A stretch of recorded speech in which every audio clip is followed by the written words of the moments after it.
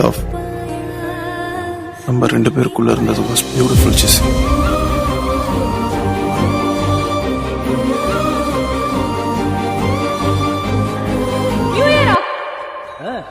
சும்மா கத்தி அவன் கேட்க போறான்.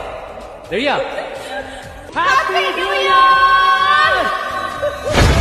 3 நிமிஷம் தான் டைம். ட்ரீம்ஸ் பண்ணிக்கோ.